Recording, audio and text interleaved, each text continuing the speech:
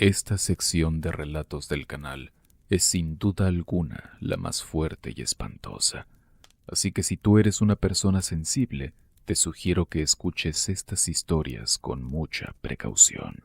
Agradezco mucho a las víctimas que envían sus anécdotas. Les mando un abrazo enorme y deseo de corazón que su vida vaya siempre mejor. No merecen lo que les pasó. Y busquen ayuda, por favor. Alcen la voz. Alguien los y las escuchará siempre, se los prometo. Me gustaría que dejaran en comentarios mensajes bonitos para las personas que vivieron esto o emojis de corazón.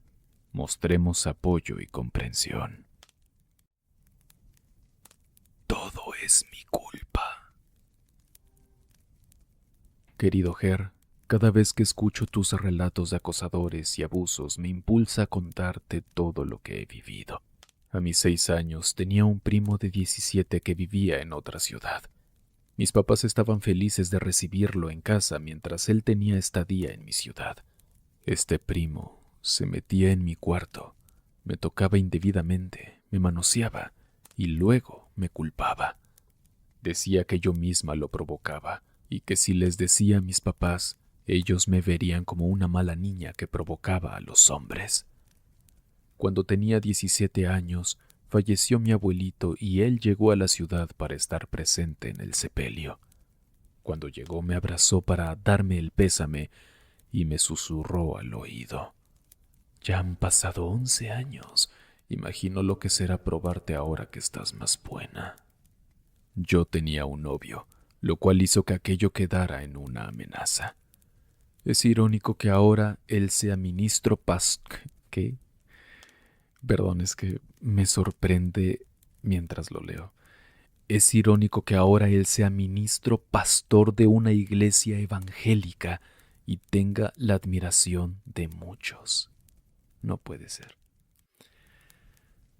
A mis 11 años, mi otro primo, que tenía 46, llegaba a casa porque mi papá lo acompañaba a beber para matar el gusto de unas bebidas. Un día llegó sabiendo que no había nadie en casa. Yo, como quería tanto a mi papá, nunca imaginé sus intenciones. Cuando entró, me abrió la blusa, me tocó los senos e intentó forzarme. Enhorabuena llegó mi papá. Cuando él escuchó, me tapó la boca y me dijo que me quedara callada porque eso era mi culpa por tener los senos grandes, y eso provoca que yo provocaba a todo el mundo, que por eso era una niña sucia y me ganaría el castigo de mis papás. Un día llegó igual cuando mis papás no estaban, pero esa vez no lo dejé entrar. Él empezó a empujar la puerta. Por suerte estaban a menos de una cuadra unos chicos que vieron el forcejeo y lo empujaron, amenazando con golpearle. Entonces subió a su vehículo y se fue.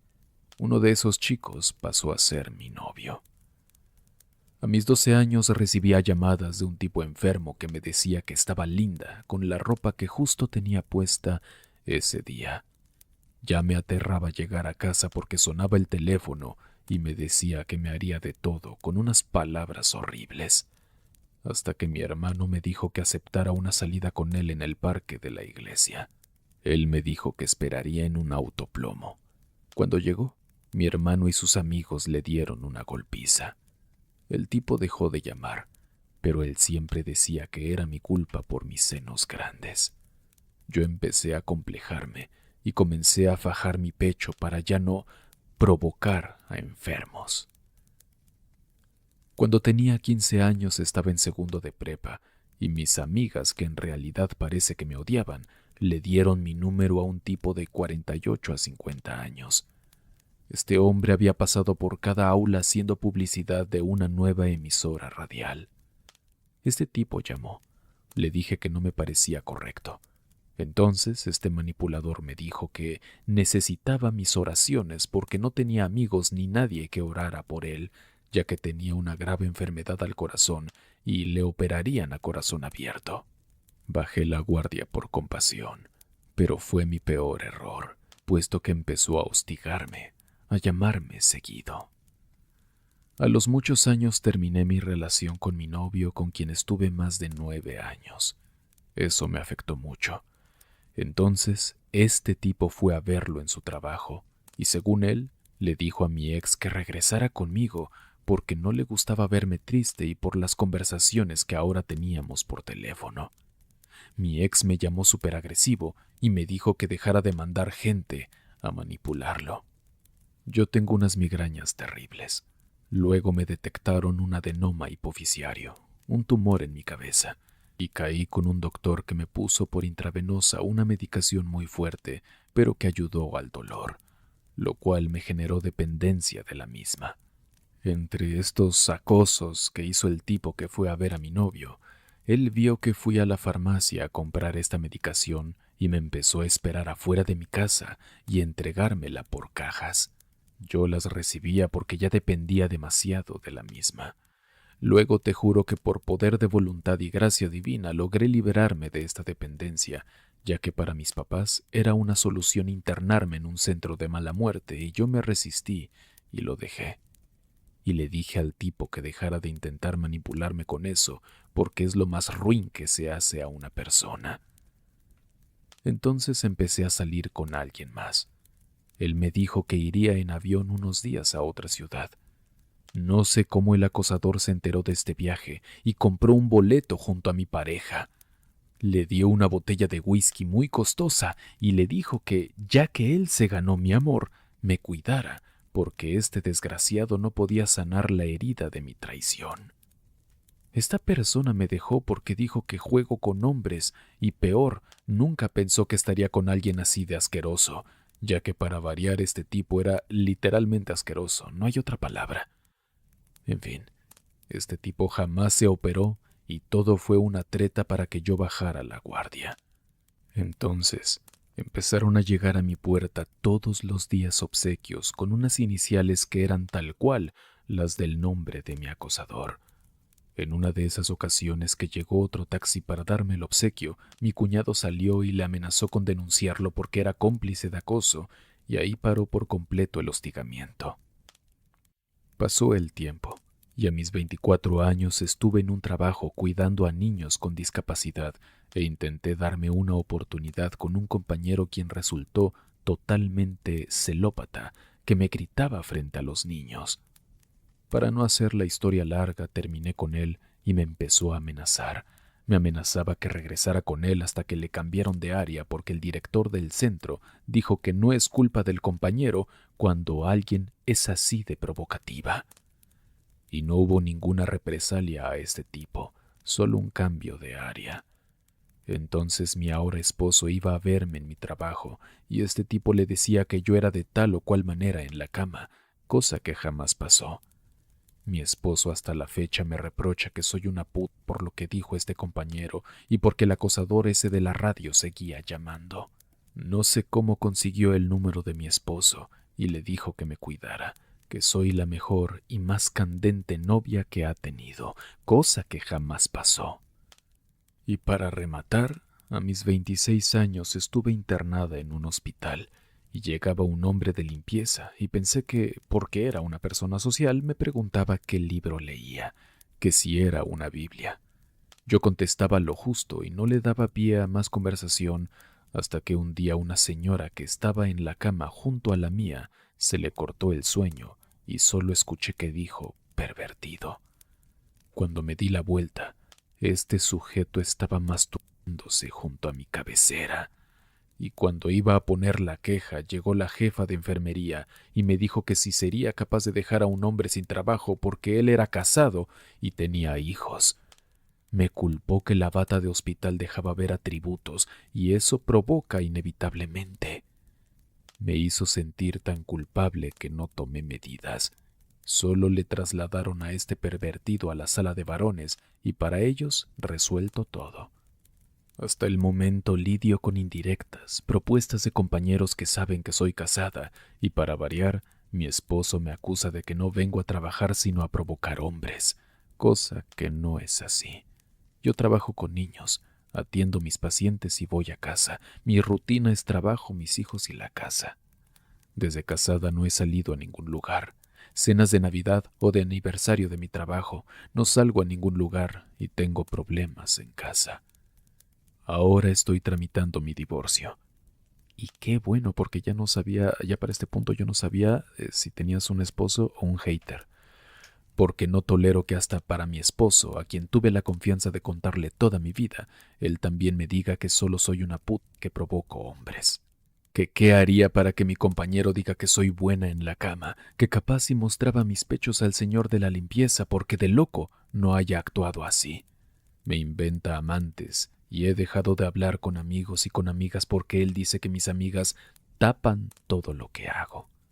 Por eso hasta la fecha me llevo como dice el título. Todo es mi culpa. Discúlpame por extenderme tanto, pero en verdad me hizo bien exteriorizar todo lo que ha pasado. Te pido de favor anonimato. De tanto escuchar la frase de que era mi culpa, me he convencido de que todo, efectivamente, es mi culpa por tener un cuerpo medianamente llamativo y mi rostro simpático. He dejado de maquillarme, vestirme bonito, compro uniformes grandes para evitar más ofensas en casa. Persona anónima, por favor entiende que nada de esto es tu culpa. Simplemente creo que has tenido una muy mala suerte a lo largo de tu vida por encontrarte a imbéciles, porque es que no tiene otra palabra. Y sin importar cómo sea tu cuerpo, los demás no tienen derecho a hacer lo que hicieron. Desgraciadamente hay situaciones en las que uno no puede elegir las personas con las que quiere rodearse. Pero tanto como puedas, rodéate de personas que te apoyen, que te quieran y que, sobre todo, te respeten, que es lo mínimo que pueden hacer. Cosa que, por lo que leo, tu esposo no hace ni de broma. Y me alegra mucho que hayas tomado la decisión del divorcio, porque creo que nadie merece tener a su lado un compañero, una compañera que nos trate de esa forma. Así que bueno, te mando un abrazo enorme y gracias, muchas gracias por compartir tus muchas historias de acoso. Si no te alejas, te mato. Hola, Ger. Primero que nada quiero saludarte y agradecerte por tu canal. Lo descubrí hace poco y desde entonces lo escucho cada vez que cocino o estoy sola. Me gusta mucho cómo narras las historias, y aunque la mía no es tan larga ni quizás tan aterradora como otras que has contado, sí fue muy real y marcó mi vida profundamente. Ocurrió durante un periodo corto, de apenas 3 meses, pero fue suficiente para sentir lo que es vivir con miedo. Mi nombre es Vanessa, y esta historia ocurrió cuando tenía 17 años. Todo comenzó con una amistad de infancia. Conocí a mi mejor amiga cuando tenía unos 10 años. Compartíamos todo, secretos, conversaciones de colegio, sueños. Hablábamos incluso de los chicos del barrio y en más de una ocasión nos reíamos de algunos, sobre todo de un hombre que tenía muy mala reputación. Era mayor, grosero y con un hermano involucrado en cosas ilícitas que estaba preso. Un día cuando mi amiga tenía 14, fui a buscarla a su casa como de costumbre, pero su mamá me recibió con los ojos llorosos y me dio una noticia que me dejó en shock. Mi amiga se había escapado con ese mismo hombre del que siempre hablábamos mal. Me costó entenderlo. Yo sentí que la había perdido. Pasaron algunos años y un día me la volví a encontrar. Había vuelto al barrio. Ella ya tenía una hija con él. Me alegré de verla y ella me invitó a su casa. Yo con esa nostalgia por nuestra amistad le prometí que iría. Le conté a mi madre y con mucha firmeza me dijo que no lo hiciera. Me advirtió que no era una buena idea. Incluso ese día a las 5 de la tarde me lo repitió con una preocupación que no entendí, pero yo no le hice caso y fui de todos modos. Allí conocí a su hija, pero también vi algo que me heló la sangre. Estaba el hermano del esposo de mi amiga, ese que había estado años preso y recién había salido de la cárcel. Yo no sabía exactamente por qué delitos, pero bastaba verlo para entender que era alguien peligroso. Me miró de arriba hacia abajo, con una expresión asquerosamente lasciva. Me sentí sucia, invadida e incómoda. Me quise ir de inmediato y lo hice, pero fue demasiado tarde. Ya me había visto, y desde ese día comenzó mi pesadilla. Él vivía a unos estacionamientos de distancia de mi casa. En mi barrio les decimos así a los espacios comunes entre conjuntos de casas donde la gente estaciona sus autos. Desde su casa tenía visual directa a donde yo vivía, y desde entonces, cada vez que salía, lo veía. Me seguía con la mirada. A veces incluso me hablaba desde lejos diciéndome que yo era su novia. No entendía por qué se había obsesionado conmigo, pero el miedo se apoderó de mí. Un día, mientras hablaba con un amigo en la calle, él nos gritó algo desde lejos.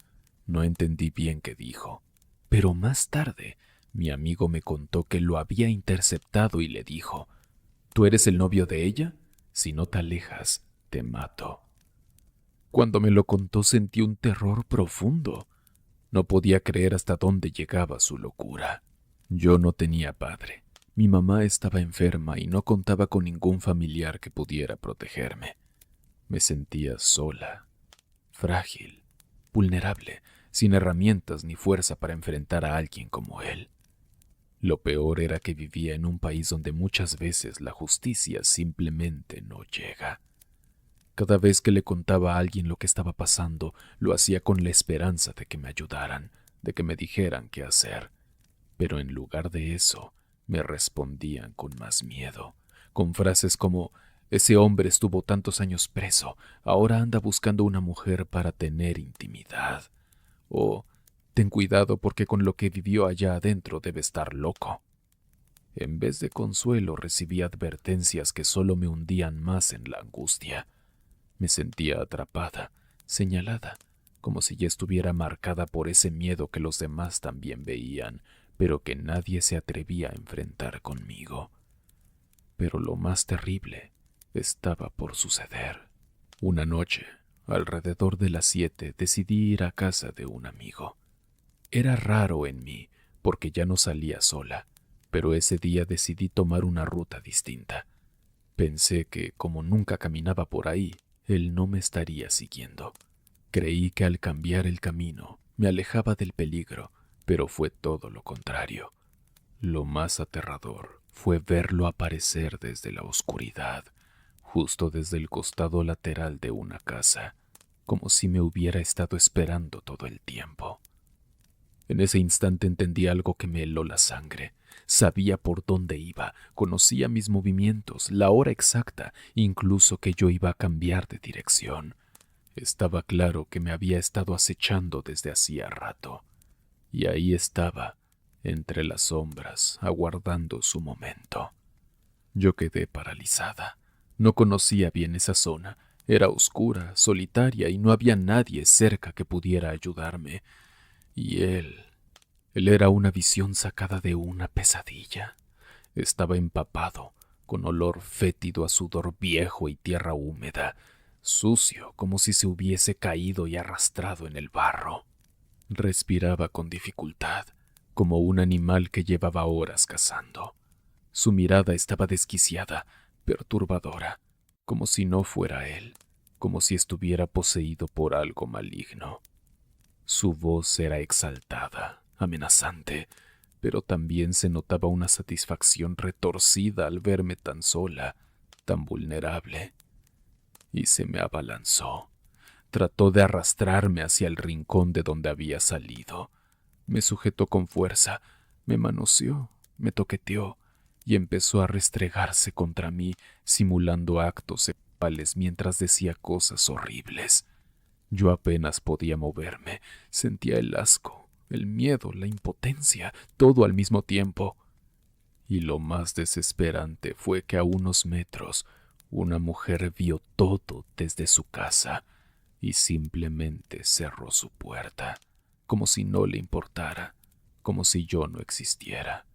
Quizás lo conocía y prefirió no meterse en problemas porque él era conocido por su mala reputación. Pero en ese momento su indiferencia dolió tanto como el ataque. Yo era apenas una niña, más inocente incluso que muchas de mi edad. A mis 17 años nunca había besado a nadie, nunca me había dejado tocar, jamás alguien se había propasado conmigo. Mi cuerpo era territorio desconocido incluso para mí, y de pronto ahí estaba, atrapada por un hombre adulto que me estaba arrancando mi inocencia de la forma más grotesca. Yo solo pensaba, esto no puede ser mi primer beso, no así, no esto. Era aterrador, humillante y traumático. No grité, me paralicé. Solo empecé a caminar en reversa, hablándole, haciéndole pensar que no iba a correr. Logré avanzar hasta otro estacionamiento donde vivía mi abuela, que en paz descanse, y allí con todo el aire que me quedaba grité, ¡Abuela, abuela! Y él se asustó, se separó de mí, me apuntó con el dedo, murmuró amenazas que no alcancé a entender y salió corriendo. Pocos días después supe que un enemigo de él o una banda rival había atacado su casa a tiros. Él, junto con su hermano, su madre y mi amiga, huyeron del barrio. Desaparecieron sin dejar rastro. Nunca más volví a saber de él. Intenté denunciarlo, pero ya no estaba. Años después, mientras caminaba por el centro de la ciudad, alguien gritó mi nombre. Me detuve. Al girar, vi a su madre y a su hermano. No lo vi a él, pero algo dentro de mí supo que era él quien me estaba llamando. El miedo volvió de golpe. Sentí esa angustia antigua en el pecho, ese terror de nuevo vivo dentro de mí. Hoy vivo en otro país, y mientras escucho tu canal, Ger, reviví todo esto. Me animé a compartirlo porque quizás en medio de tantas historias la mía también pueda servirle a alguien. Y si algo aprendí de esta experiencia es esto: escuchen a sus madres, siempre. Ellas tienen un instinto que nunca falla. Mi mamá me lo advirtió. Me dijo que no fuera, que no confiara, que algo no estaba bien. Y tenía toda la razón. Si la hubiese escuchado, tal vez me habría evitado este horror. Gracias por leerme, Ger, y por darle voz a quienes vivimos historias de terror, no con fantasmas, sino con personas reales.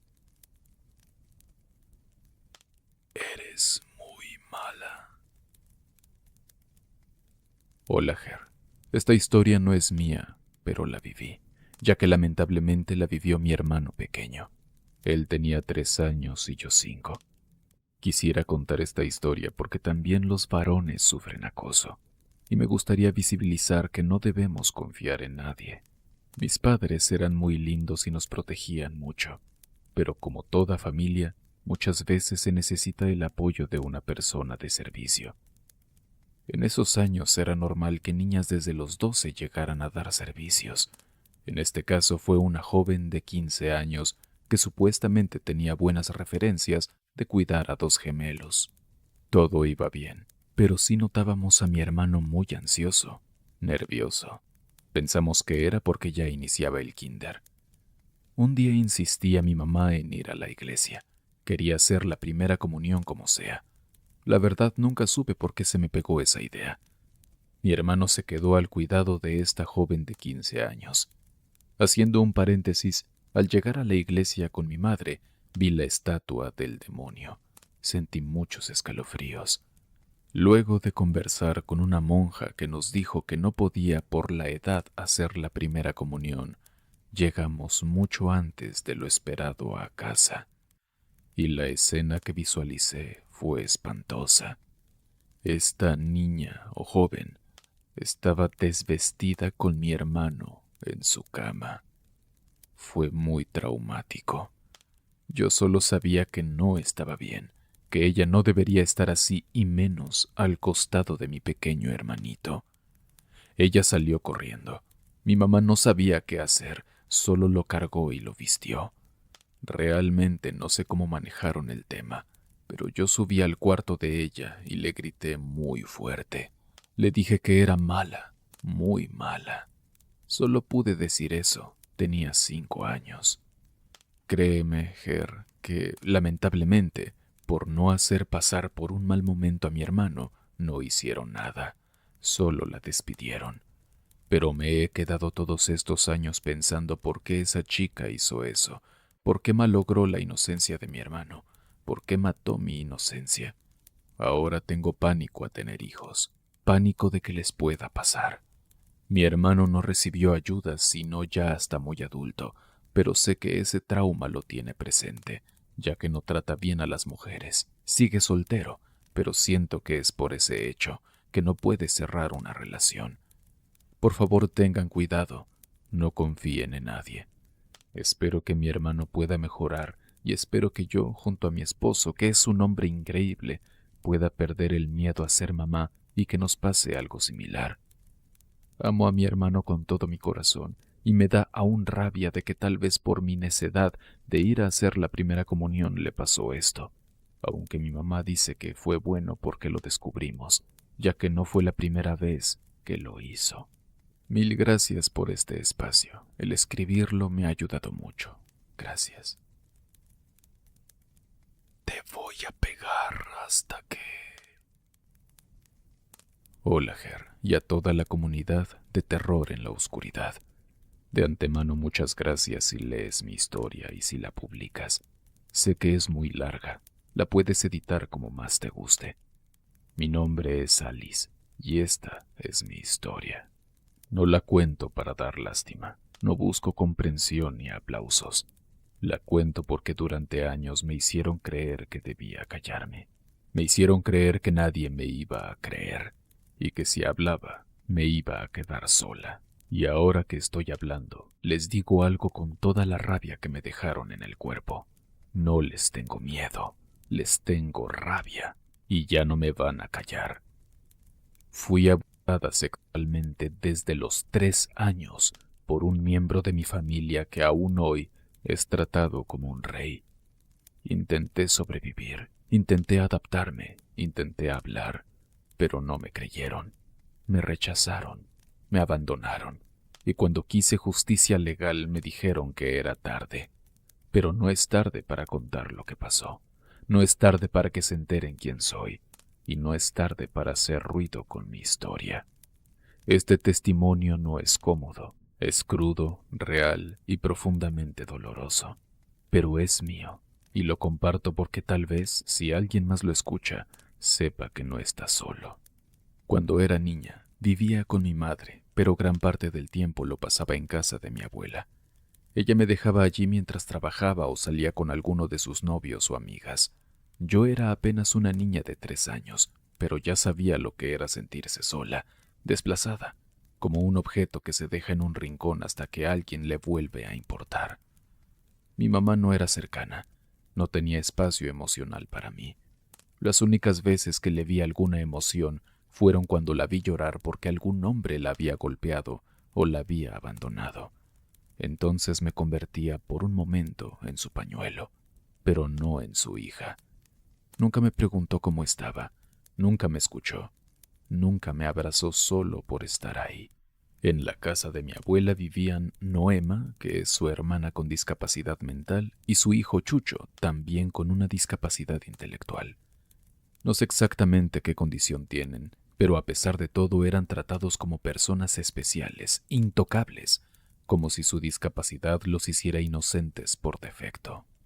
Pero para mí, esa casa era un infierno.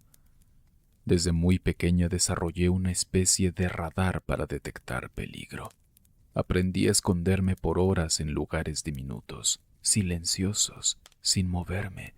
Me metí en rincones, o bajo las camas, o detrás de los muebles.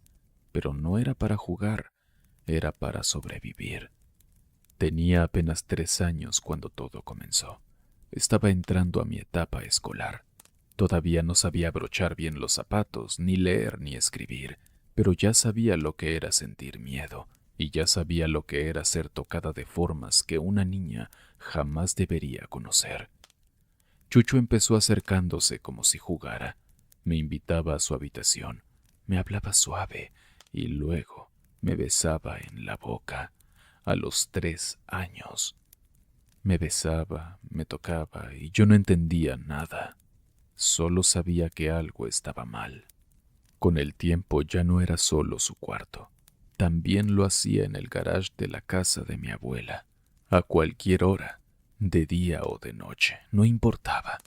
Mi madre me dejaba con ellos en cualquier momento y yo quedaba sola, atrapada y sin salida. Los abusos fueron empeorando. Ya no eran solo toques. Recuerdo sangre corriendo por mis piernas. Recuerdo golpes. Recuerdo el suelo frío. Recuerdo el olor de ese garage, la luz vieja y el silencio. Y lo que no puedo olvidar es el miedo.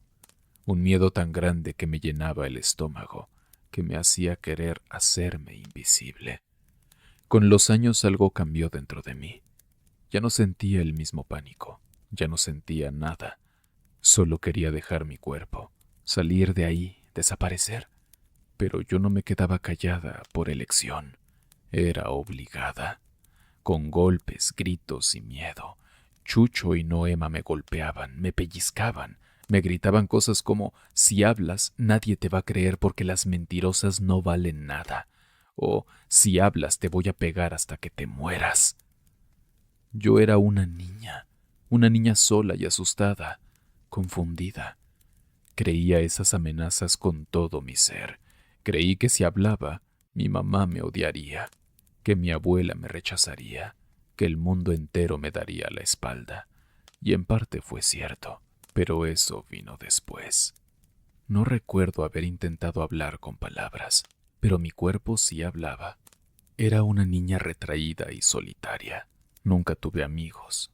Me costaba aprender, me costaba hablar.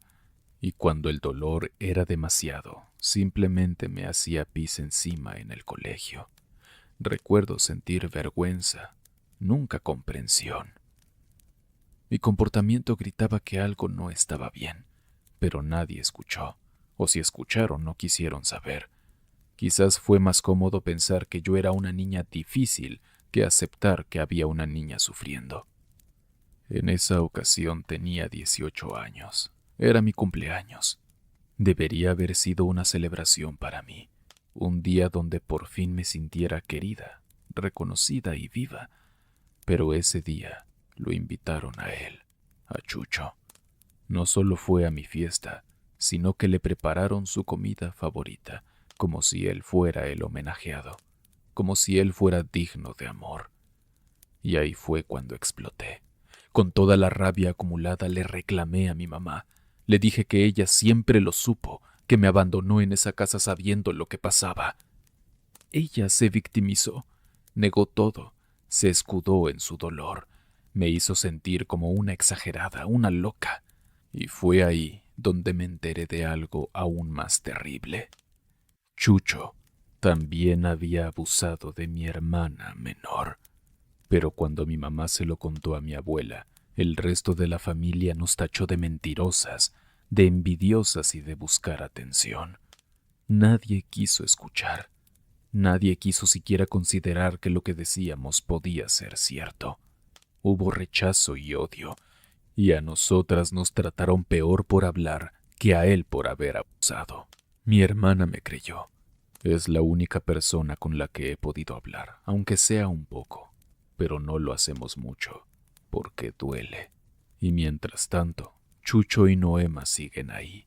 Viajan, reciben regalos, son tratados como reyes. Y yo sigo tratando de reconstruirme con las obras de una infancia que me robaron. Hace menos de un mes reviví todo de nuevo.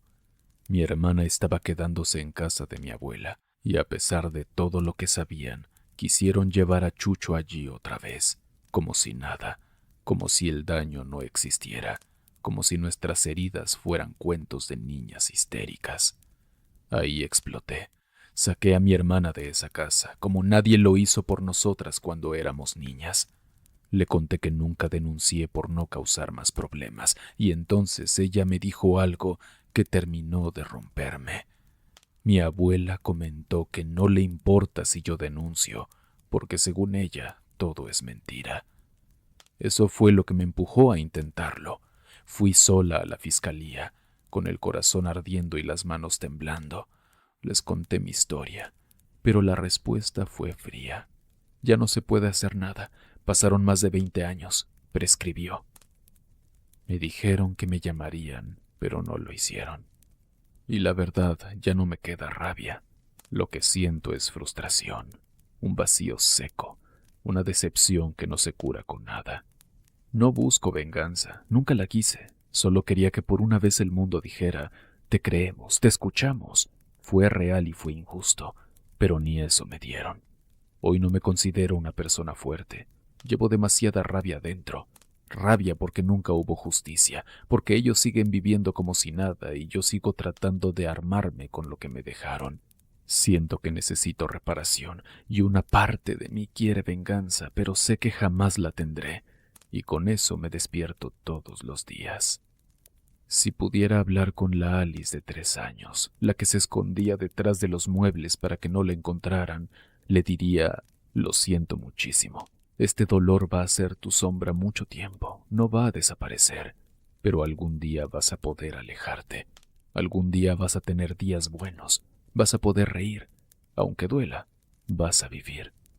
A las personas que han pasado por algo parecido y todavía guardan silencio, hablen, aunque nadie les crea, aunque los traten de locos, aunque se sientan solos. Hablar es liberar el alma, es entender por qué uno duele por dentro sin saber por qué. Hablar es dar el primer paso para dejar de ser rehén del pasado. Y a quienes escuchan esta historia, solo les pido que entiendan esto. La injusticia no es la excepción, es el pan de cada día. La familia no es un lugar seguro por defecto, a veces es una trampa genética, y uno tiene derecho a cortar ese árbol si lo único que da es sombra, veneno y raíces podridas. Amar no duele, y quien te hace daño no te ama. Punto. Muchas gracias por haberte quedado hasta el final. Si tú has vivido algo como esto, busca ayuda y no te calles. Como hemos aprendido, el no alzar la voz solo hace que todo empeore. Habla, habla y habla hasta que te escuchen. Siempre habrá alguien que pueda ayudarte. Y si tienes los medios, asiste a terapia. No sabes cuánto te puede aliviar. Te mando un abrazo enorme.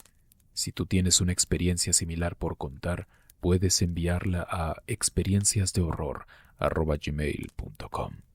Yo soy Ger. Experimenta conmigo el terror en la oscuridad.